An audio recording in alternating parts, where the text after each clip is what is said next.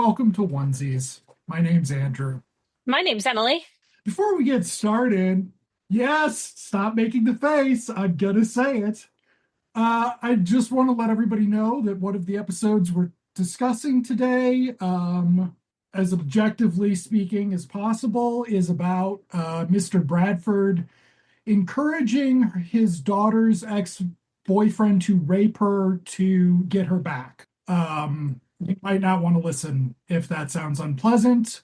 I will Yes. also be saying things along the lines of that fucking Ritter kid should give all of his money to Rain, which didn't exist when this aired, which I had to look up today. So cool. So I did not read it that way, but what I'm coming to understand about this TV show Mm-hmm. is that these men have strange ideas and strange motives, and not to mention very, very strange morality that they live in. And I am, I have always found, always, like as a child watching Three's Company, um, John Ritter to be charming, a little bumbly, a little, uh, but this not wanting to communicate. I mean, the second episode where like Mr. Bradford has these intentions, Jack has these ideas, and they're both lying to each other and then subsequently lying to the women in their lives.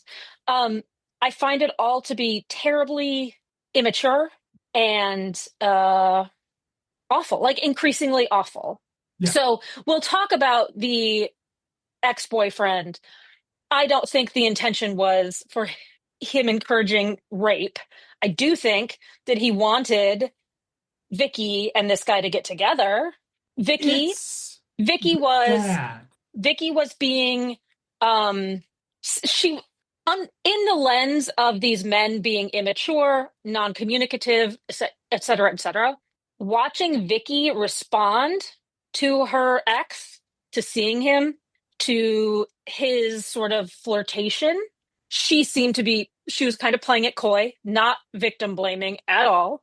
It, I, mm, if we as the audience are supposed to be seeing it from the lens of these men, I can see how Mr. Bradford would be like, oh, she's game.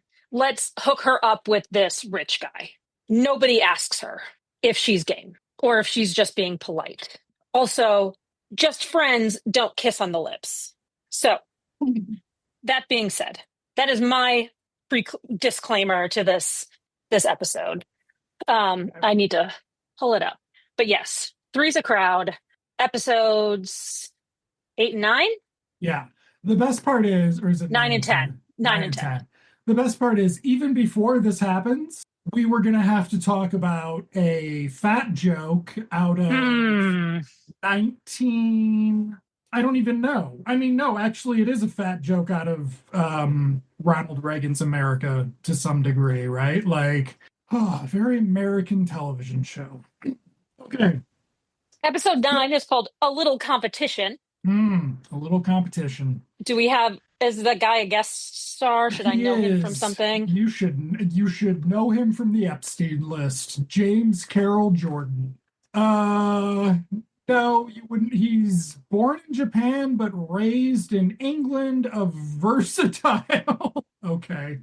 London-based North American voice actor. His agent wrote his IMDb bio. Yeah. It appears his greatest success was, McLeod. I'm thinking more playing one of the Lincoln Boys in the Lincoln TV movie from the mid 70s. But I wasn't. He's I think still working. Which means he has money to also give to Rain. Okay. So the episode opens with Jack and EZ having a bit, which I believe also happens in the next episode, and so this is threatening to be recurring. Then Mr. Bradford comes in and is like, I need to talk to Jack. EZ's like, you can talk to him right now, man. And Mr. Bradford's like, you need to leave. And so Easy leaves, and Mr. Bradford wants his share of the profits, which Yes. there aren't There any. are none, yeah. So I'm afraid that they're giving Easy more screen time for some reason. Um, and it's not funny. And they're going to either continue to do that and have it not be funny, or pull back and still have it not be funny. So I don't know. Cool. Yeah, it's a real winner situation. I also needed to look up the writer of this because his name is familiar. It is David Mirkin, the Simpsons writer. I want to hear how he feels about Apu. Also, he directed Heartbreakers and created Get a Life. He's also the director of Romy and Michelle's high school reunion. He also should be donating a considerable amount of money to Rain. Wow. Um, yeah, so clearly writing on Three's a Crowd you didn't get what you fucking deserve. So, um, yeah, then the ex-boyfriend comes in looking He for a place to asks, have lunch. yes, he asks about having lunch. Robert recognizes him and's like, oh, what the fuck was his name? Who fucking cares? It's some generic, like, white guy name, right? Like It's David actually, Wilson. nope, it's a little spicy. It's Anthony Wilson. Anthony Wilson. Um, Still generic white guy name, right? Yeah, Um, and they're exchanging pleasantries. Uh, Anthony asks about Victoria. I will note that Mr. Bradford always refers to her as Victoria, and Mom does too, but Anthony refers to her as Victoria as well. And oh, you know Victoria, says Jack. And this is Mr. Bradford's opportunity to really, really try to terrorize Jack by, oh, know each other. They were very close. They almost got engaged. And he watches Jack get embarrassed, get concerned. His property is being threatened all of a sudden. Um, Great. I don't know what else to say okay. about that. And and So, and and then suggests, oh, she probably doesn't even know him. Probably doesn't even remember him. and Vicky then comes downstairs going to work. I watched some of the opening titles to confirm she is still a airline flight attendant. Also, thinking about it before I forget, the increased presence of EZ in this one is also about a decreased presence of Vicky because she Hmm. is an off-screen object waiting for sex. Um, so And what when she is in this, again, she is practically purring at this man that she used to date. Practically purring. Everything is like she just gets a little sultry. We don't see her like this with Jack. I mean, she's raring to go with Jack, but we've never seen this sort of slithery, sultry woman. well, because Um, Jack's not a rich guy, so yes, yes. Mama taught her well, So Emily. we discover that Anthony is opening a restaurant down the street, a couple streets down, whatever. And it is not only a restaurant next to Jack's restaurant, it is part of a chain of restaurants that he owns. So he is a wealthy, wealthy man. Uh, Good for him. It's seafood, Lobster Larry's, even though his Yeah. name is Anthony. Whatever, gross. Um, and that makes Jack jealous as well. And he's tries to be snarky about owning a fast food restaurant and all of this stuff, but he keeps getting humiliated by Anthony, who has a lot of big bucks.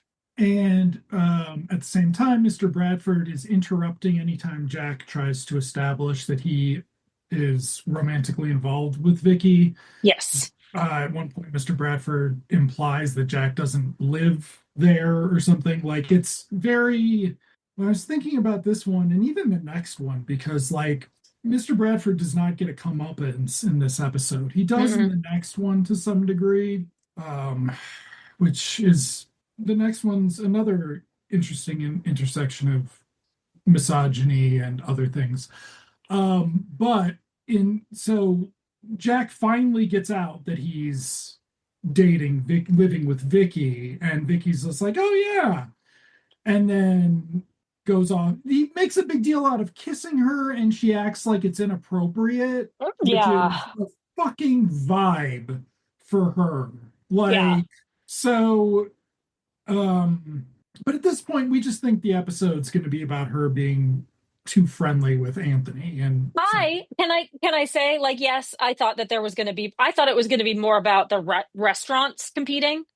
I don't know. I'm stupid, I like guess. he takes easy or something. Yeah, Yeah, I thought it was going to be more about the competition. Oh, Easy coming out like, oh, he offered me more money, bro. Like, I thought it was going to be something like that. his restaurant's right on the surf, man. I can just go out and night surf. He's got a better alley for me to park my van in. Yeah, I thought it was going to be something like that. He's got Um, hostesses. The Doublemint twins are hostesses. Folks, Okay. if you're not watching this show along with us, we are doing a spot on impression of Easy. Like, it It's is the kind of weirdest incredible. accent. We started it saying we'd never be able to do it, and now we are sort of just like the Stockholm syndrome has set in. Yeah. Um, okay. So So there's also a suggestion about whether or not they're married. Once Anthony finds out that they're living together, he's like, oh, so you two are. And again, because we can't communicate fully, Mr. Bradford is like, no, they're not. They're not married. No. Not only are they not married, but I think my daughter is really into you. He doesn't say that, but that's where this is heading. Um, Continue. I'm okay. So Jack, embarrassed, whatever, humiliated, runs over, tries to give Vicky a dip kiss, and she's like, "Stop it, you fucking pervert!" And he's like, "Oh, okay," and she leaves. Yeah, Mr. to go to work. Bradford to To go go to to work. work. She'll be back later that night. Yeah, Mr. Bradford then orders him to get them. There was a whole bit about him getting the Bringing wine, wine. Yeah. and so There's the a real way this physical show comedy scene should with go, yeah, with the wine glasses. glasses, Yeah. which the punchline needed to be you have plastic wine glasses. But Jack leaves Mr. Bradford alone with Anthony, where Mr. Bradford starts laying the groundwork for Vicky not really being into Jack and needing back that rich dick. Yeah. Um, we then cut to the night where they're in bed. She's getting her feet rubbed and complaining about work. Everybody ordered the veal, and so they ran out of veal. And then Yes. to incentivize the chicken, she offered free drinks, and then everybody ordered the chicken. So she And can't win. can't win. They talk a little bit. Jack then starts asking pointed questions about Anthony while Hmm. pretending he doesn't remember his full name. It's really great, great stuff. We then, I mean, okay, so there's no real point in pausing on any of this, but even at this point, it's fucking garbage. Yeah. Like, So so, I was giving her the benefit of the doubt because I support women. In the first scene where she again is like purring at this guy, thinking, "Oh, she knows this is making Jack jealous." right. Um, I I don't know that that's the case, and it Nope. is never discussed. Never He's discussed. he's never like, "Why did you kiss him on the lips Nope. when he left Did the or when guy you left?" tell Like, the story about grabbing her boob? yes. Yes. So, He tells a like, story, but at this point, Vicky's like, "Oh no, I don't remember that." So she does sort of pull back. she She's like, does "I don't pull remember that." back. Yeah, Meanwhile, Mr. Bradford's like, he got his whole hand in there. It was great. yeah. Got a Um, whole handful of my daughter's my, double A like, breasts. fucking, what, how, like, she's only 27 now. Yeah, So we don't know how old she's supposed to be. but we do get a little bit of context for the show, which I find interesting. She in when they're in bed and he's asking her for details, Mm, says that they dated for like 6 or 7 months. And Jack's response is, You haven't even known me that long. We really needed to do our homework on Three's Company, apparently. That's wild because I don't know. I don't know what to think about that. I found that very, very interesting. I'm sorry, you expect a man to give up whatever deal they get on rent because you know Bradford's given them his daughter some sort of deal. Yeah. Then he's got a place for his restaurant. And like it's I mean, Jack Tripper fucking Klaus von Bülow would be a far more compelling television program. But anyway, yeah, so I heard that too, and I was like, this is just so stupid now. Like It's so weird. their relationship is so, and I guess some of it though is that they are on a sitcom set, so they are not in a fucking loser 36-year-old, first time living with his love interest apartment. Like, she's too busy. So, like, it's all her decorate. Like, it's very stupid. It's a very bad show. But yes, even that, Yeah. hey, David Mirkin, you don't deserve your Emmys for this. Take them away. Yikes. You know? It's 2026. It's very unlikely famous people are worth a damn. How's that? Moving on. We then go to bed where Anthony calls. But before he Yes. calls, they're getting ready to fuck. She's like, "Okay, I know how to make you feel better."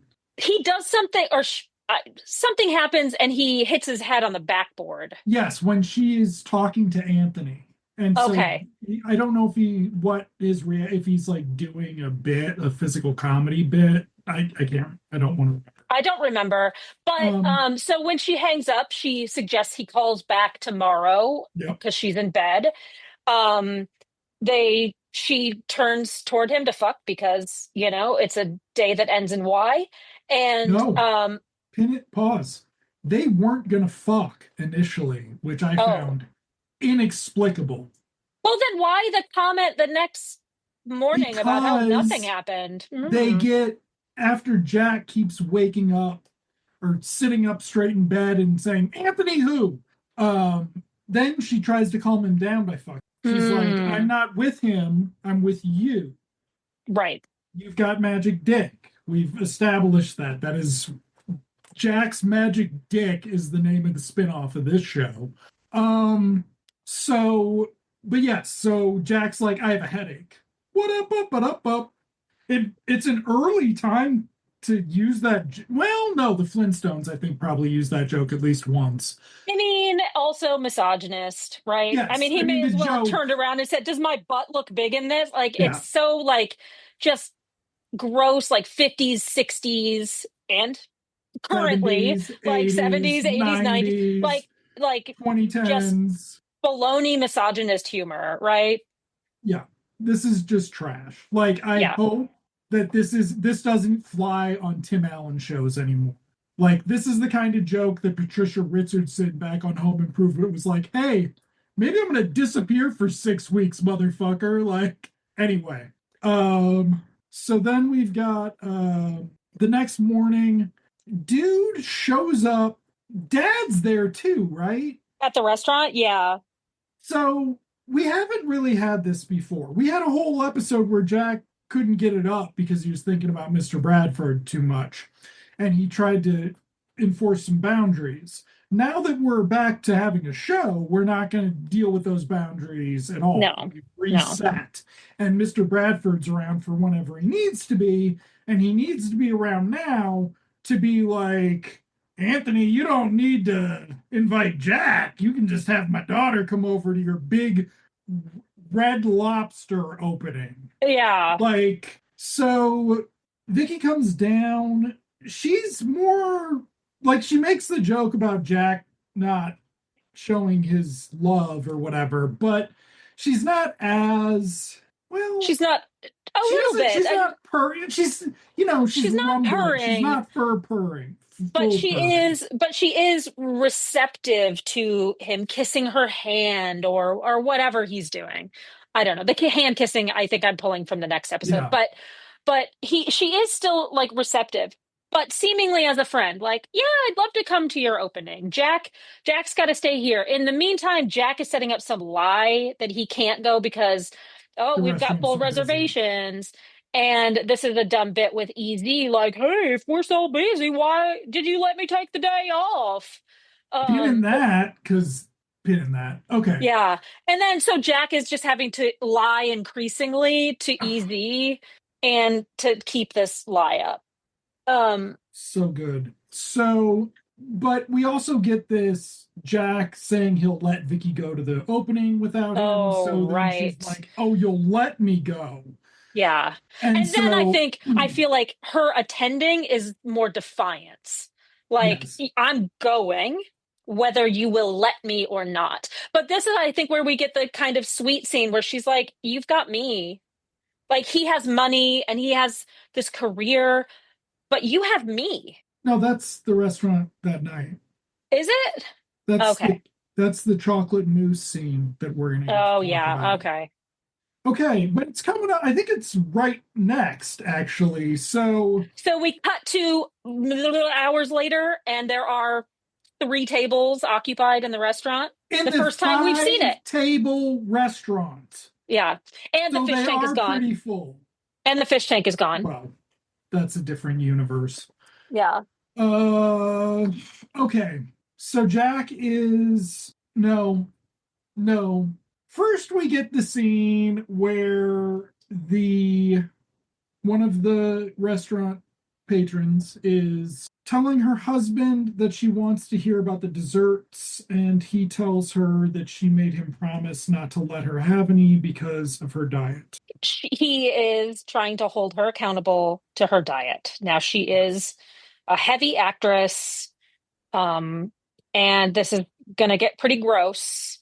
And by that, I mean like the way they choose to do comedy with an overweight person, The whole bit, they go the whole from bit. bad to work.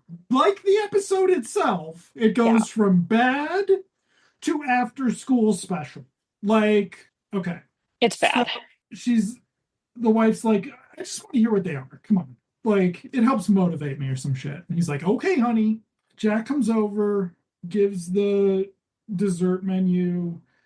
She is, with every I'm listing, gonna increasingly excited about the desserts. yes. And there's pauses in between. It is objectifying a caricature of stuff. I just want to pin either David Mirkin had never had a good. I love how usually I'm like, the writer's room all contributes to a television program in America's script, so you can't really directly identify one of the writers. David fucking Mirkin doesn't know what good desserts are, or he thinks the audience is too stupid to know what good desserts are, and give back your Emmy. You're bad.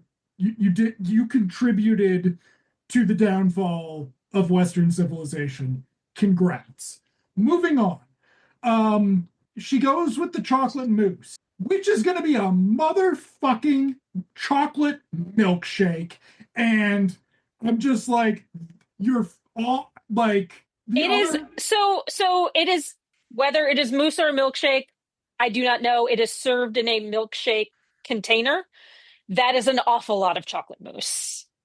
Um, Big, Oh, tall, old school glass, like milkshake yeah, glass is what you're it at is the served in. fucking It's soda fountain. It's stupid. wild. But And before he can deliver it, Vicky comes in on her way out the door to go to Anthony's restaurant opening, and they have a conversation. We'll get to the conversation in a second. Let's just get this out of the way because I found it full. During this conversation, she keeps calling Jack. They're literally 2 feet away. Like they could reach their arms out and touch each other. She wants her milkshake and or her mousse, and he has it in his hand. And three times maybe she's like, "Waiter," and he's like, "Just a second, just a second." And she gets increasingly kind of. She doesn't even get frustrated, but he gets mad at her by the last time. this poor woman is being ignored by the waiter.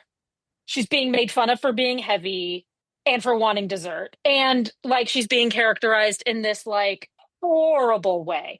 Like when I said she was getting excited as he read the dessert items, like not only vocally excited, but she was like grabbing onto her husband, like, oh my God. Like shake it was oh, I was disgusted. But anyway, the conversation.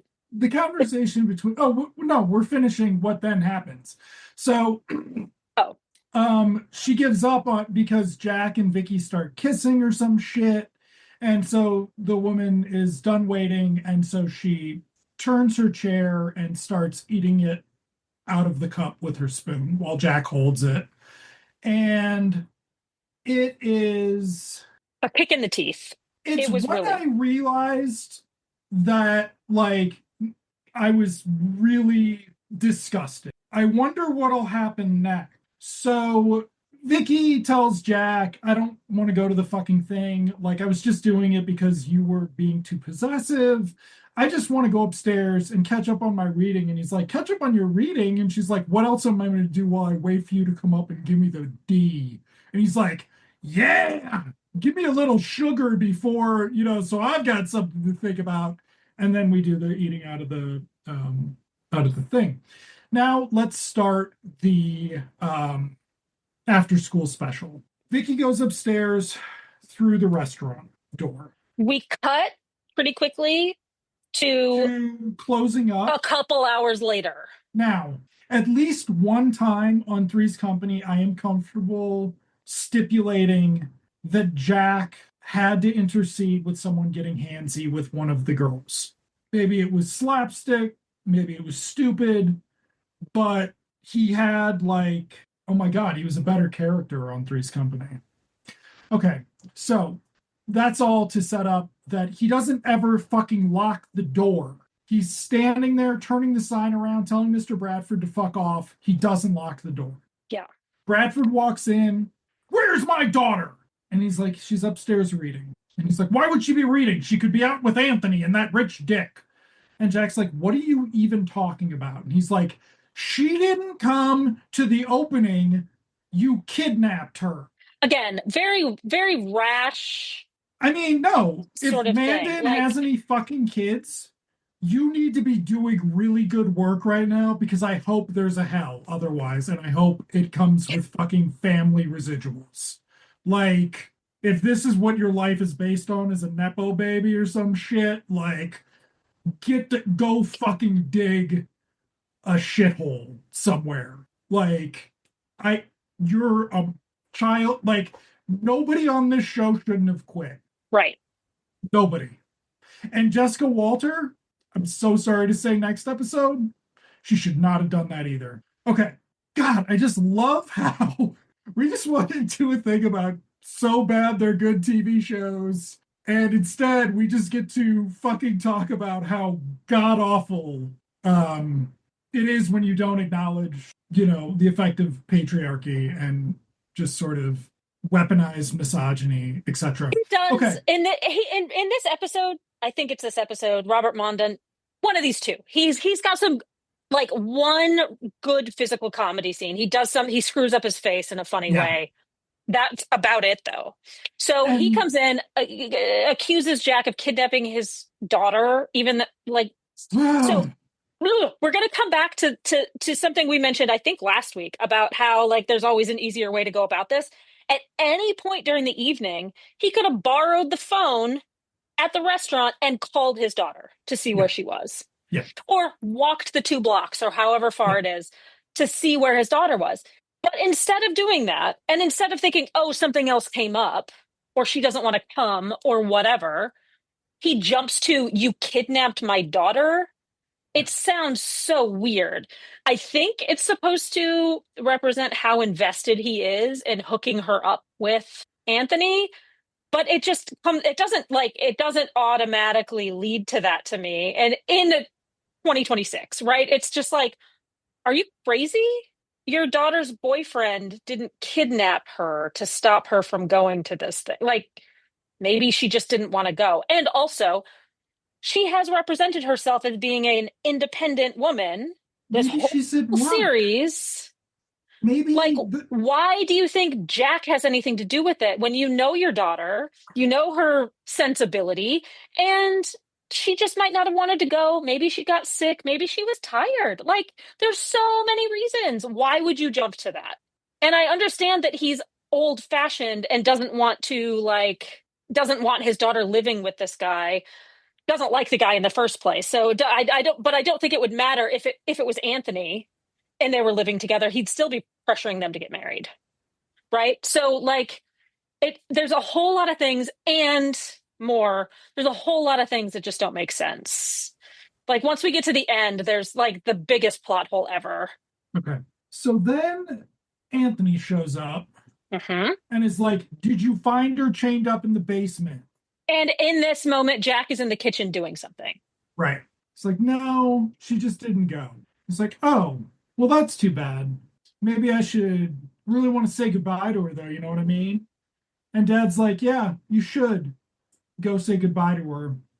You should go through their private staircase up to her apartment so she doesn't know you're coming." So he does that.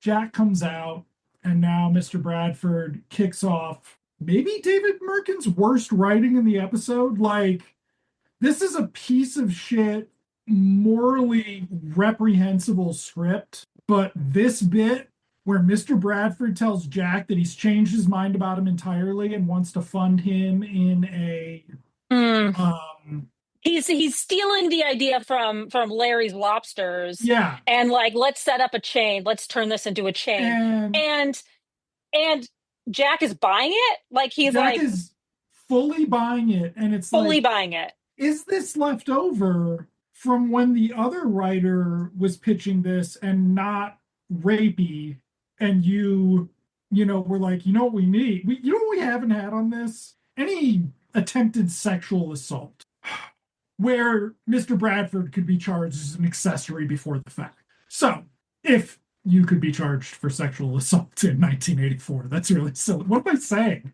I bet it's not even a crime. I bet you can't be. I bet a man can't be charged for accessory to sexual assault.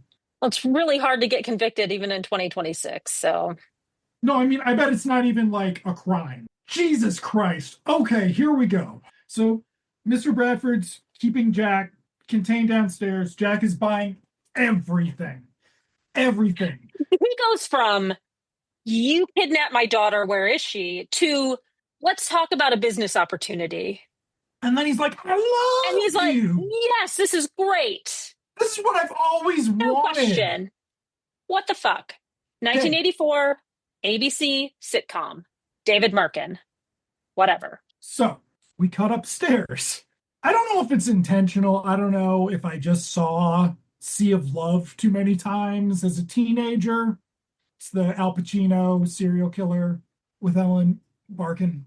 Barkin? Shit, Barkin. Ellen Barkin. Barkin. But Oh, she's beautiful. it gives you a lot of vibes. He shows up, He knocks on the door and Anthony, Anthony and Vicky answers the door in a silk Teddy. robe. A silk robe. Okay. Because, dude, she's ready to fuck. She's waiting for Jack. She's ready to fuck Jack. Yes. Yeah, She's been she's ready to reading. fuck Jack. She's comfortable. She's been presumably in bed reading, maybe on the couch reading. I don't know. In Was 2026, I Dianetics don't out know. yet? In 2026, I don't know. Or like, I don't know anybody who dresses like that at home. Like, whatever. Good for her. It's beautiful. She looks lovely. And I don't even remember the conversation. I think I tuned this whole scene out. Like I just watched it and I feel like I just tuned it out. She's like, oh, hi. And he's like, hey, you didn't come to the restaurant. And she's like, yeah, I just wasn't feeling the vibe.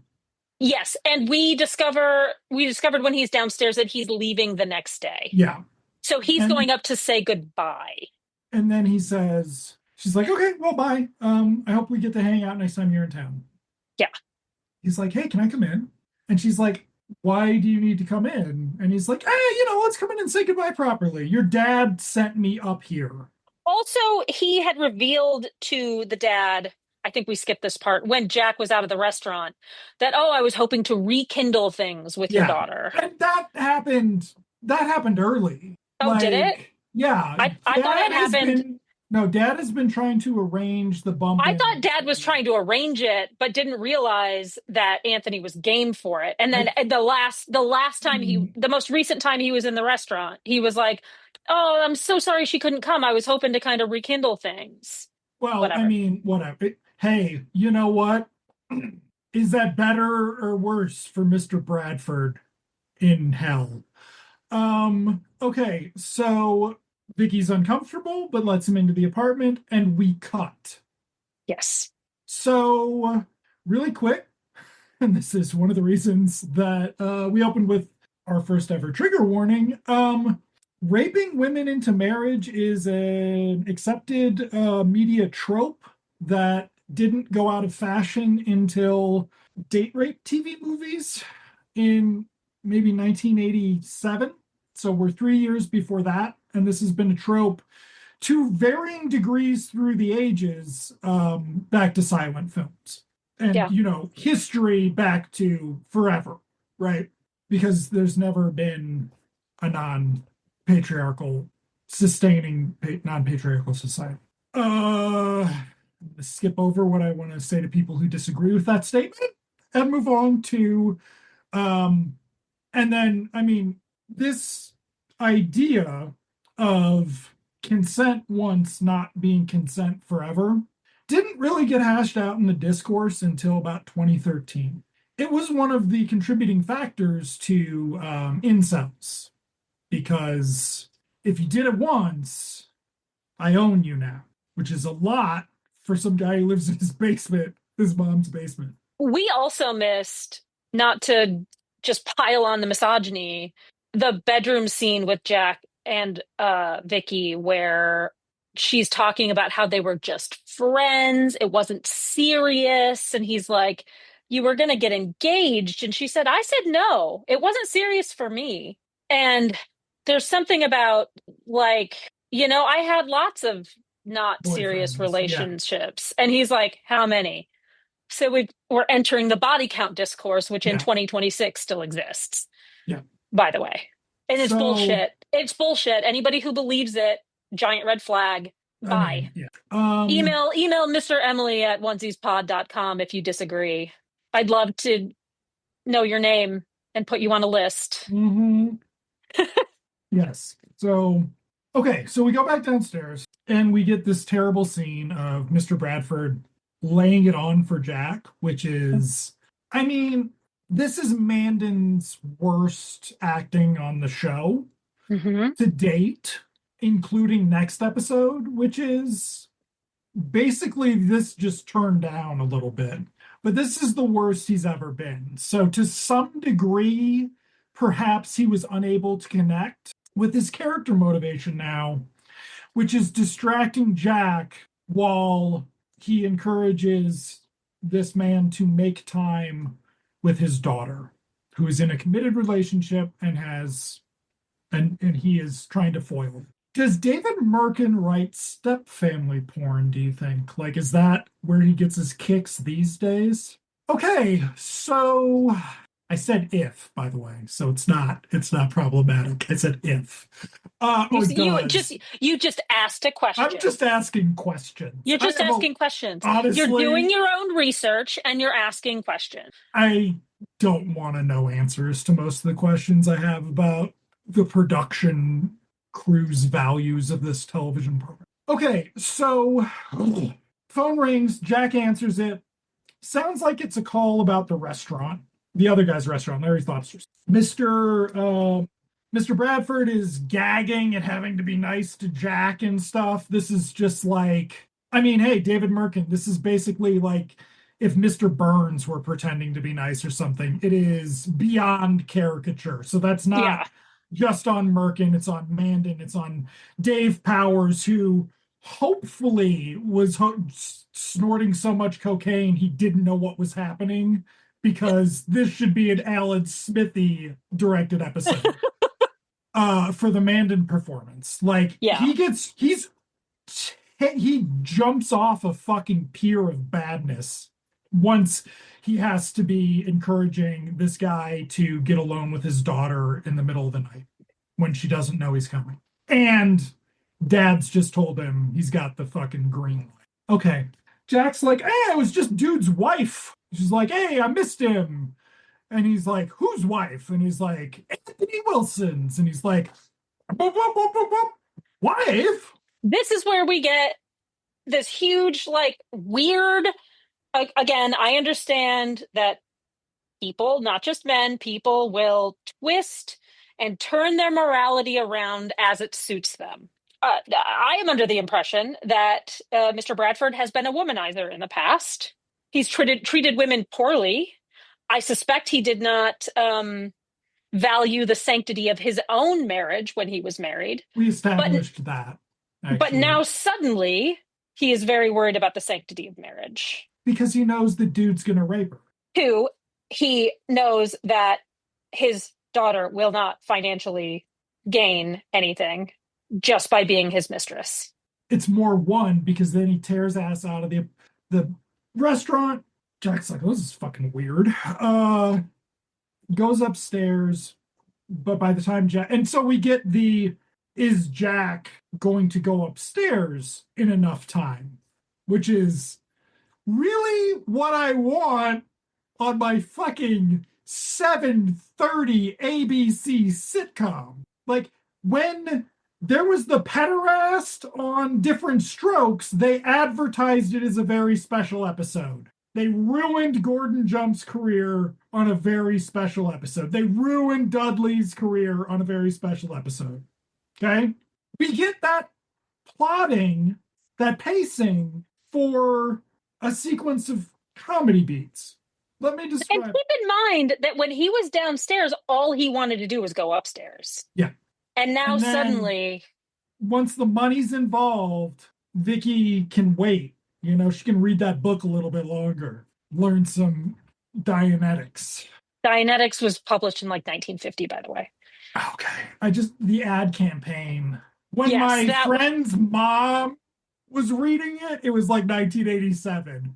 yeah. Yeah. Well, I mean, I don't know how old you are, but I don't think you were around in 1950 when your friend's grandmother might have been reading it. When do you think me and Mr. Emily first started hanging out? Okay, so we go upstairs. Jack goes upstairs to find Mr. Bradford physically ejecting Anthony from the apartment. Mr. Bradford's like, get out of here, you motherfucker. Maybe you married motherfucker. Jack gets up there, glares at Anthony, but it's a confused glare. Like, this is not, John Ritter So did not the say, phone, I want my alpha moment here. no, but the phone call like established that, oh, I don't have to worry about this guy. I got the wrong, like he even said, Yeah, like, I got the wrong idea about this guy. He's married. yeah. So like the That's glare how he, is incongruous with I, him resolving his jealousy. Yeah. Maybe, I but don't know. Maybe he's I just don't, confused. I mean, I I'm do think confused. the beginning of the next episode has some of John Ritter's best work on the show, but not here. Like I don't, Yeah. well, because they can't, Jesus, acknowledging what the situation, we are now going to get a conversation about that. We can't spoil Mandan mugging at his daughter when she's like, you told that guy to come up here? He just tried to fucking rape me. And the dad's like, ah, you gotta go. And she's like, oh, dad. And then I don't know that she and Jack go fuck after she just survived attempted assault, but I can't remember. I guess I blocked it. Yeah. Okay, do we have time to talk about the other one right now? Yeah. Okay. I got nothing but time. Fucking A. Hey, at least Jessica Walter's back, everybody. Though I will say I did enjoy Stuart Moss cucking Mandan. That I did enjoy that. Like, uh I really fucking hate Mandan right now, like in my heart. Well, and this episode, which by the way, episode 10 called A Foreign Affair, it um is really like you had mentioned, it is almost the exact same plot line um as the previous one, except he's not trying to break up a relationship. Instead, again, financially motivated, he learns that his ex-wife has moved to Los Angeles, and I don't want to say like forms a plot or has a strategy. Something just kind of falls into his lap as a way to get her, one, out of Los Angeles, and two, potentially have her remarry so he doesn't have to pay her alimony anymore. Okay. Um, Now, Again, fraught with miscommunications or lack of communication, a which lot of we haven't, lying, yeah. So a lot of lies, straight out lies. this one will have Vicky acknowledge the lying for, I believe, the first time on the show. Yeah. I just did a little, did my own research. The Smurfs dropped in 1981 on American television. Mr. Bradford is in these two episodes Gargamel in terms of he's trying to, he's got an agenda about everything. He has no moral center. I just got a glimpse of Stuart Moss as a young man. Whew. I mean, dude did not look bad He didn't look here. bad as an older man, but Yeah. whew. I mean, yeah, no, like the only good thing about it is that like Mr. Bradford Bandon gets to go, well, I'm fucking hot, and Jessica Walter gets to go, nobody's picking your dick over this guy's. People want this dick. Like, Not only is that's he it. Italian, but he's good looking. Yeah. Yeah. And he's And wealthy. sincerely charming. Yeah. Like, that's the fucking dumb thing. That's the another unlikable thing about this show is that because Mandan has an agenda with everyone, is trying to manipulate everyone, anything associated with him, like it gives them a bad He's got a taste. stick. Like the fact that Yeah, this guy's his friend is like, yeah, that's disappointing. yeah. I will say, the Claudia Brad, the dates and life of Claudia Bradford would be a much better show. Jesus Christ, it'd be I would amazing. love to I watch that. mean, just a fucking dynasty sitcom with Jessica Walter. Like, that's what it would Love. be. It would be amazing. It would be You know so why good. we don't have that? Because of misogyny. Cool. Cool, cool, cool, cool, cool. We have so many keywords that could be getting us in trouble someday when these transcripts get reviewed. Amazing. Now, uh, yeah, so Bradford's in his office. We get a very gentle gay joke. Like, Yeah, it wasn't offensive, I don't it's not think. offensive. It's not even the joke is on Mandan forgetting that gay people exist, which Yeah. is fine. Like, and he Or sees, but let me tell you, it's like he forgets that this person who he regularly does business with yes, his is gay. accountant is Like gay. he forgets that this guy's gay, which in my mind is actually pretty like enlightened. Yes. It's like it doesn't even come in. It's like he doesn't not use this accountant because he's gay. He doesn't like not associate with him. He is willing. Well, he forgets that he's gay, but he's so anyway. I was actually like that could have been worse. It That wasn't could funny. it wasn't funny, but it could have been a It lot could have been worse. worse. Um, Good for yes, them. Mr. Bradford was a never Trumper. Okay. So dude comes in and is like, hey, my name is Carlo Frabisi. You can do an Italian accent. It's okay. And Mr. Bradford's like, oh, well, hello, fellow rich man. And he's like, Yeah. hello, fellow rich man. What's going on? We've never gotten a sense of how successful Mr. Bradford is. Now, Except like with reference to alimony. Remember the last this episode, episode, Jessica Walter? No, the last one. Like she's like, I got a check from your dad. We're gonna go shopping. Remember? She's yeah, all excited. So we but know that he is giving her money and it's enough money for her to live. Like that's a lot of money. yeah, well, he throws around 1 million at some point here, and I'm wondering if that's like, is Mr. Bradford supposed to be a successful, rich, bored businessman on that level? He's a member Because, of a country club. There's one in Beverly Hills. I think there's one in Brentwood. Like yeah, but that's that's not just Caddyshack. He could be a fucking Gomer at the he could be a hanger on. He's not necessarily country club royalty. We've never gotten the sense that like they're Like he's some community yeah, member, like, because he's a complete piece of shit like yeah. from jump, right? Like the best he ever was maybe on the pilot or something, or the one where she's sick, but like his our introduction to him is But even then, he's leveraging his daughter's illness to drive a wedge between her and her yeah, but boyfriend. that's just hurting Jack. That's not like doing evil at large, which Yeah, so he is in anyway, these two episodes that we watched today. Isn't it amazing that they're paired up together because it's the same kind of evil? yeah, because I think he's gonna be Gargamel from now on. So Mm. maybe the last episode is Jessica Walter fucking killing him, and he like, I mean Hooking him up that in a pot.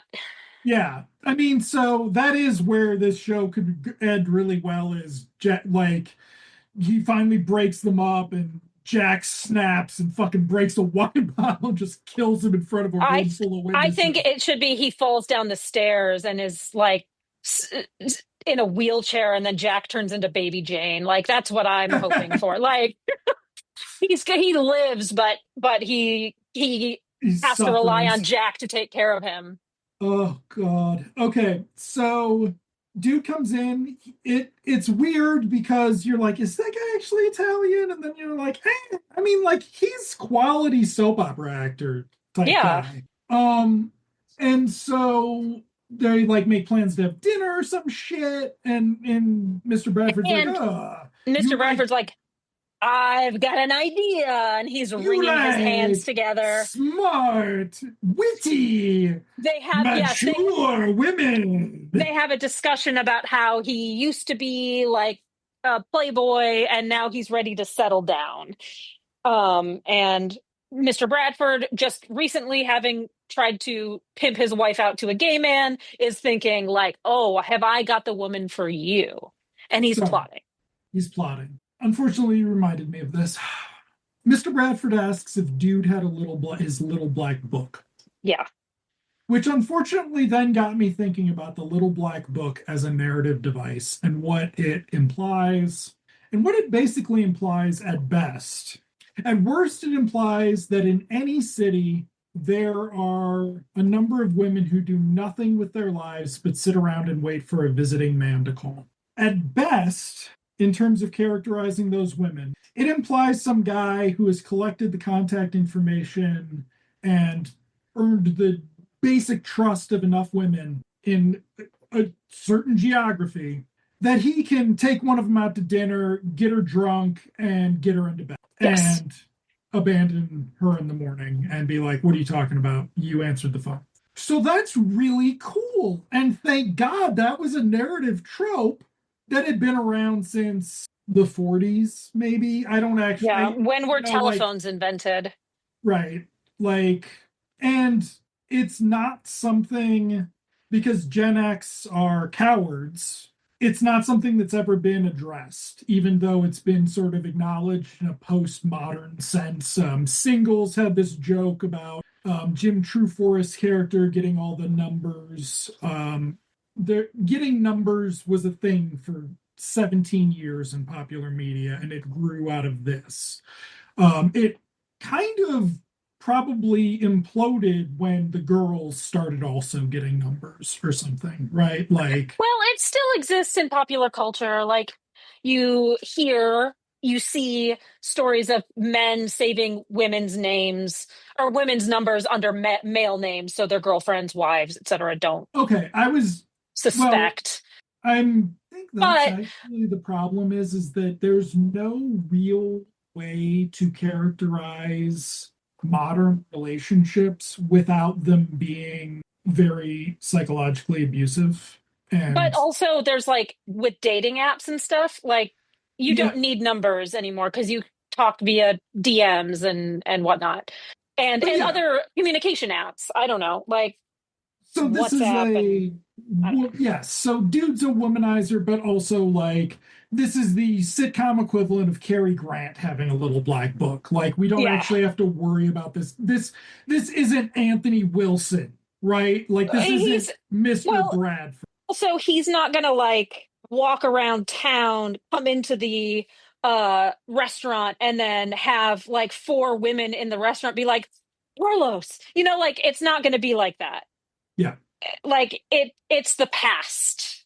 This And this luckily. guy is like he could have done this could have been the spinoff. I would have watched this guy and her Fuck fuck yeah. around Italy. Fuck yes.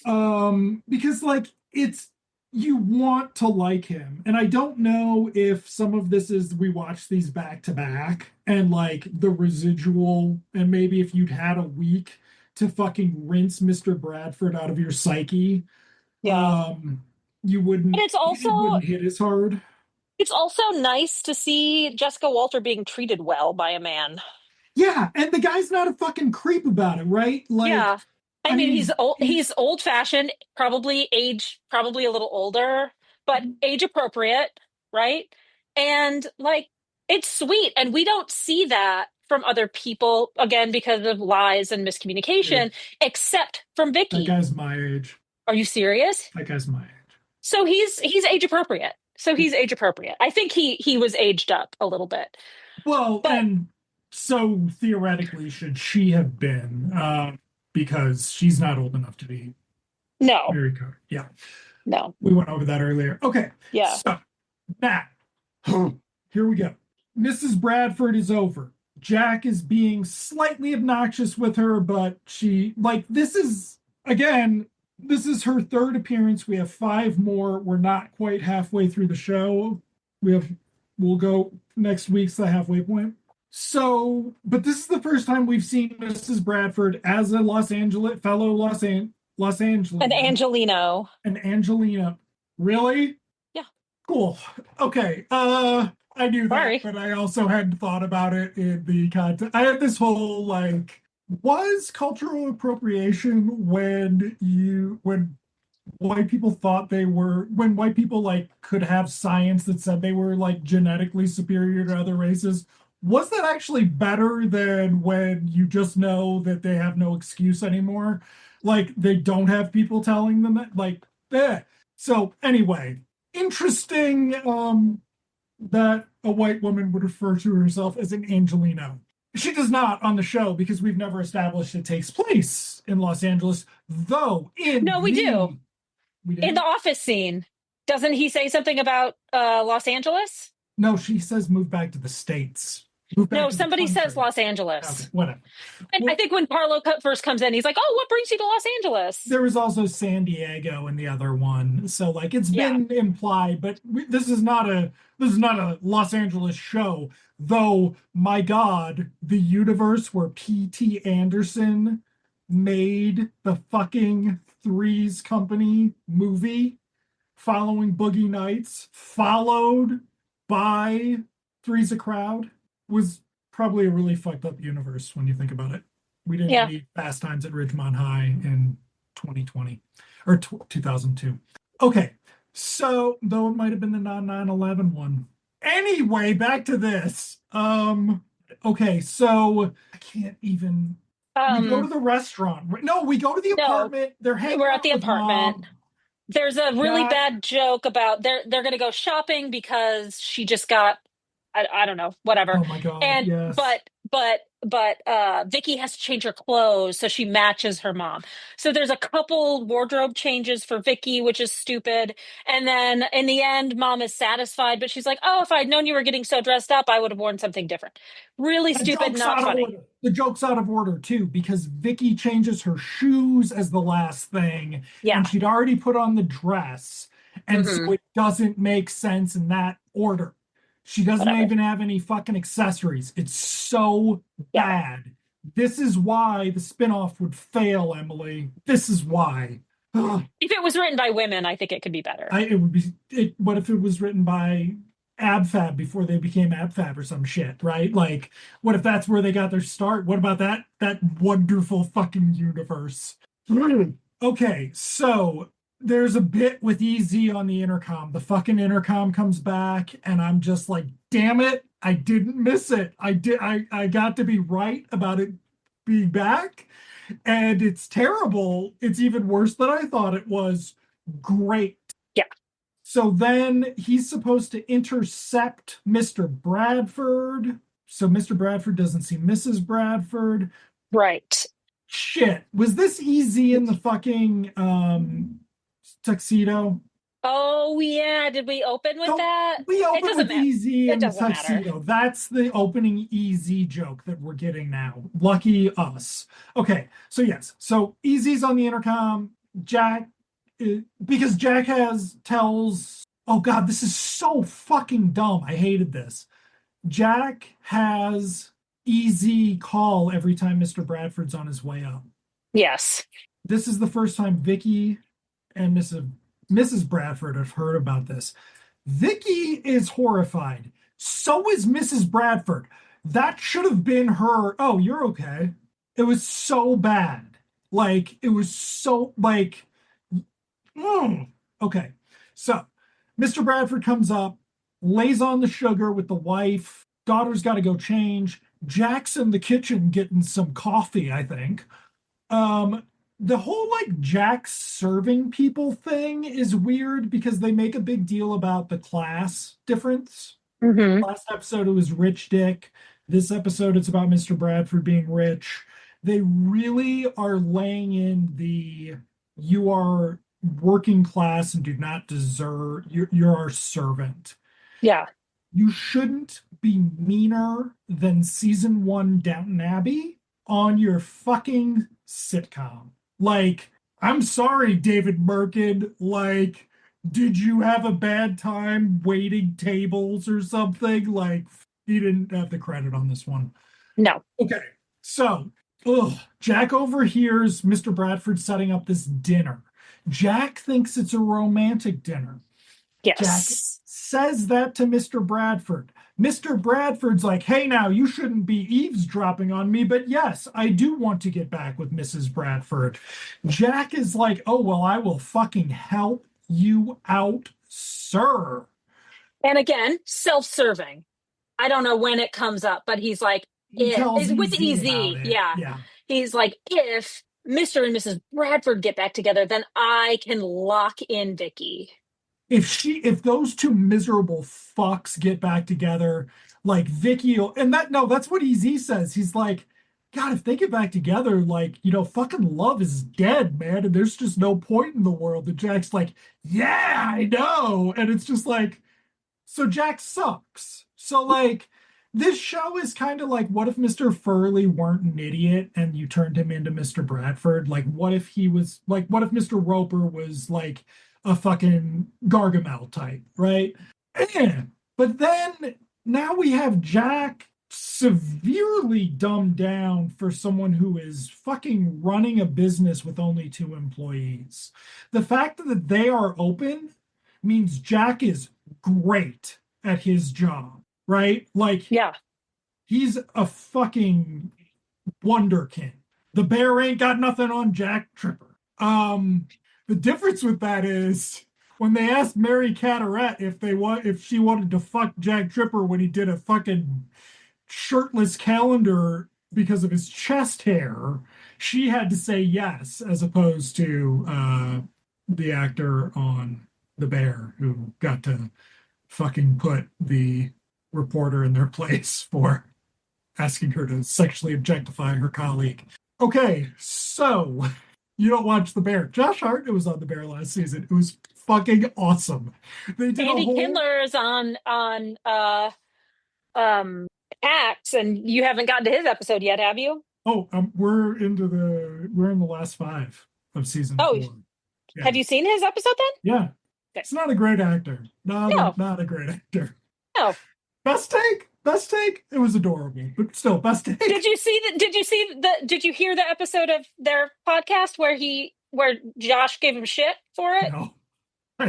I'll ask Peru to Bring up the wow. Okay. now you don't So have to because you can just go to uh podcast app and get the transcript. oh, is that in there now? Okay, so We haven't even gotten to the fucking meat of the episode yet. No, That's we haven't. okay. It's So here wild. we go. Um, it's almost like after talking about the first one, you really don't want to talk about this one. You don't want to talk about any of them. Really, you just want to break something. I got the new Hitman game, and I'm gonna play that and Nice. shoot white men, and it's gonna feel good. I wonder if I can make one look like Mr. Bradford. Um, okay. Dude, I'm sorry. I watched Melrose Place as a kid. I was 15 and I watched Melrose Place, and they have that whole bit about like Courtney Thorne Smith's father trying to rape her or something. Like he's her abusive father who comes back and stalks her. And like it was not handled. I mean, it was a bit sensationalized. So, Yeah. like, the vibes, I just, again, I just want to be able to watch one of these shows and make fun of. I don't know. Didn't we just get to make fun of Dracula this series? Ugh. I wish. I wish we got to make fun of it more. Okay, so moving on to Jack in the kitchen, establishing what Emily just said, that if he gets these two back together, boo yeah. Easy's like, that's fucking stupid. Man, like, Even he's smart enough to know that William that's. Cat wouldn't have to do this part, man. William Cat didn't have to do this. And then he And leaves.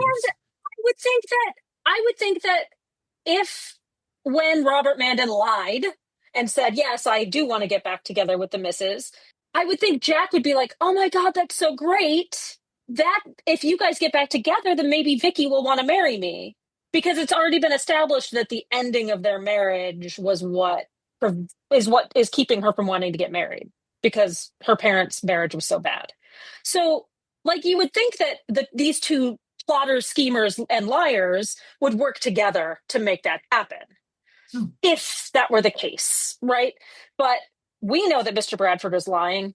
Jack does not know that. so what you're saying is, What I'm saying is, no, no, no. isn't Shakespeare great? Yeah, so what you're saying is, yes, you are saying that. You're saying that Three's a Crowd is really missing out on the whole Othello, Iago manipulation of Yeah, Desdemona is actually what yeah, you're saying. They should be in yeah, concert. They should be seemingly more in concert yeah. in cool. Yeah. O's really good, by the way. Stand by that. Anyway, moving on. The restaurant, we go to the restaurant. Vicky shows up, but she comes in through the back, maybe. Mm-hmm. In the previous episode, we forgot to mention it. She wears the dress from the lighthouse scene. Um, On in the opening yeah, credits, you're right. yeah. I It didn't was a even vibe. notice. It was a vibe. I was like, that dress was a choice in the opening credits, and it is a choice now. You're just like, I really want to appeal to Kansas.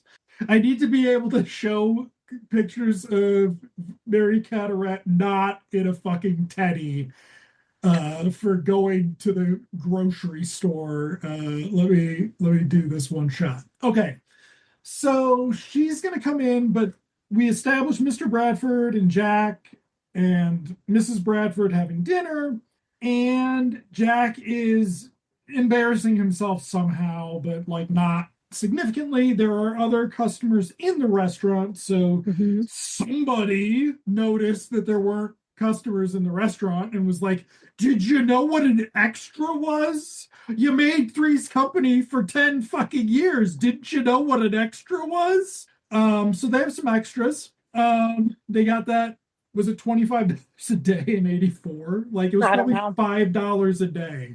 Yeah, They got that extra $10 somehow. And we have Jack go into the kitchen. He's getting shit ready. He's like, easy, they're out there. Oh, they look so romantic or something. Mary Carteret, Vicky comes in. She's like, hey, I'm in the scene now. And he's like, hey, I'm yeah. so glad you're in the scene. Remember when you had a subplot? And she's like, no, I don't. I've never had a subplot. I was sick once and you made it about you. Uh, So we get in the restaurant, we get Mr. and Mrs. Bradford hanging out, talking, whatever, being nice, relatively nice, like he's It's being nicer than she is. So this is where we get the $1 million comment where he's yeah, like, "Oh my God, you look like $1 million." And she's got this beautiful dress on with a lot of sparklies.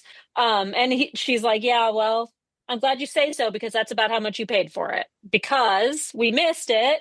But when they were leaving to go shopping, Mr. Bradford gave them his credit card. So yes, he paid for the dress. And it is a lovely dress. It's yeah. very dressy for a bistro. Just saying. Very, very dressy for Jack's Bistro in particular. Yeah. Easy does not wear a hairnet, folks. And he's got a lot of hair. We should make a Jack's Bistro D minus food safety sign and sell it on Redbubble. We have a Redbubble shop, I believe. Do Moving we on. still? Hot and steamy. Hot and Oh, yeah. steamy. Hot and steamy. Oh, God. Okay. So instead of talking about that, we instead get to talk about Carlo showing up and making time with mom Make it immediately. wick time. Yeah. He Like, and is. so the way She is Mr. very. Bradford characterizes his wife is as an albatross, but there's apparently enough, like, he knows that she's a fucking catch, right? Like, he's able to acknowledge that this woman that he hates is a cat. So again, weird fucking dimension to the twisted morality of, though we don't know what the accountant looked like. So whatever. Right. But anyway, so yes, so they're getting to know each other where Mr. Bradford goes to see where the wine is. And he's just Um like hanging out in the, like, he's not in the so kitchen, but no. he's next to the kitchen. He's next to the closed kitchen window that's Yeah. closed because otherwise the episode wouldn't work because it is garbage. Yes. So, There's a line of sight issue here that is okay. heavily supported by that closed kitchen window. Based on the studio audience, it's really funny when performed live. We don't know. Okay, so maybe they fucking got them all drunk or something. Maybe. Like, okay, so then Jack's like, I have a surprise for you. I set something up for your mama. And Vicky's like, what the fuck did you just say? And he's like, look out there. And he's like, you see what I'm talking about? And she's like, God damn, I see what you're talking about. I wouldn't mind a piece of that. And Jack's Yeah. like, what? Yeah, it's really funny. So not only is she like, "Oh, he's very attractive," which Jack's like, "What are you talking about? That's your father, right?" She's seeing obviously Carlo and she actually like has like she's like, "Oh my God, that's so sweet." Like she's watching her mother be courted by a handsome man and she's very supportive of this. Well, because Jack does not know that he has been lied to and does not understand what's happening. No, actually, it's EZ first. Takes a peek out the door and is like, "That's not Mr. I can't do his accent now. That's not Mr. Bradford." And Jack runs out, assaults Carlo, kicks him out of the restaurant, spills wine accidentally or otherwise on Mrs. Bradford, and Vicky comes running after him. Mr. Bradford comes running after him. No, goes running after Carlo, I think, first. And there's this whole dialogue about like, what are you doing? Why are you doing this? Da da da da da. And Mrs. Bradford is like, don't talk to me. You spilled wine on me, you son of a bitch. Do not talk to me. Vicky is really upset. She takes her mother's shawl or whatever it is that's got wine on it and takes it upstairs to clean it. Um, and Mr. Bradford comes in and says, you need to go apologize to Carlo and invite him back in. So he goes out to apologize to Carlo. It's a prolonged scene, like it's too long, but Everything's too long because everything's too Jack, long because it's because, hold on, Let me say it in an Italian accent. We have to lean into some xenophobia, and Jack cannot pronounce Mr. Fabrizi's last Oh yeah. name. You mean Mr. Fazizi? Mr. Pazizi? Mr. Fabubi? It 7 times. Yeah. 7 fucking times we do this. Yeah. 7 fucking times. 1984 ABC. Yeah. He lives in Woo. Los Angeles, an international city, and he is so insensitive to. And grew up in San Diego, where it would have been far. Jack Tripper is not supposedly from fucking Idaho. That's not the bit. Like, it's so weird. I mean, I get that they're trying to appeal to xenophobic middle America I or mean, I just don't something. think it's that uncommon in 1984 anywhere, like on television to do shit like that. Like, I mean, I think it's more offensive for like I guess it just like for like Chico Marx is more offensive because not only is he doing the accent, but it's really close to a time when Italians were marginalized in American society. Yes. um I'm not saying that because it's 100 years later it's not offensive. I'm just saying at least he's not being characterized as a drunk and a cheat and like Yeah, all of this other because stuff. there had been enough Italian film come out by now that they were Right. like, oh, Italian guys are fucking hot. What are we gonna do? We can't And like, sophisticated, yeah. yeah, and charming as and fuck. and they know what they know the secret of enthusiastic consent. Okay, so they know the secret of enthusiasm. Okay, so Jack gets him back inside. Easy then carries him out. What the fuck happens now? Does Jack go upstairs? Mrs. Bradford maybe goes out after him, but Jack basically goes up. No? No, so Carlo comes back in and then EZ sees him Yeah. canoodling and EZ chases him out. Um, at which time Jack, I think, goes upstairs to check on Vicky and the shawl because Vicky, they convince him Mrs. to they convince Carla to stay. They convince Carla to stay because there's a conversation about, oh, did he hit his head? Like, what is this guy's problem? Why is he acting this way? Um, and they convince him to stay. And Mrs. Bradford says, if they kick you out again, I'm coming with you. So Jack goes to check up on Vicky. Vicky has cleaned her mother's shawl and asks him like, "What are you thinking? Why would you throw?" So first of all, why would you throw wine on my mother? Like she's not necessarily concerned about the man in this, which is fine. But it's also like there's something bigger happening than her. Yes, if he actually dumped wine on your mother, that would be one thing. But if your mother was just like there and the wine happened to get on her, that's a different story. She should be thinking bigger. She's a smarter person than that. Whatever. Um, but while he's trying to answer, she just like keeps spinning. Like, you did this and you did this and you did this and da da da da, and it's a customer in your restaurant and da da da da. And he's like, Vicky, I'm trying to explain this to you. And she's like, well, what's stopping you? Which is the comedy beat, which again is misogynist as shit. That she demands an explanation and then talks over him. Whatever. So as he's explaining that your dad wants to get back with your mom, and I was trying to prevent this from happening, and Vicky's like, what are you talking about? My dad and my parents are not getting back together. My they're not going to get Jesus, back I together. forgot this faint. And Mr. Bradford comes in and she's like, Daddy, because she calls him Daddy, of course. Jack told me you want to get back with Mom. What are you like? Is this true? And Mr. Bradford, to further confuse things, looks at Jack and said, I told you that was between you and me. He told him that because it was a lie and he didn't want to get Vicky's hopes up. But in saying that, it actually affirms that what Jack said is true to Vicky. And then Mrs. Bradford comes in to collect her shawl that is now clean, admits to everybody, I'm in love. And Vicky's like, holy shit, this is really happening. Parents are going to get back together. This is great. And Think they're, about that. and they are, she's like, oh, I can't believe it's happened. And, we're going to catch a flight to Acapulco. So I need to grab my shawl and go pack and we're going to go. Mr. Bradford at this point knows that she's in with Carlo, right? Carlo. Yeah.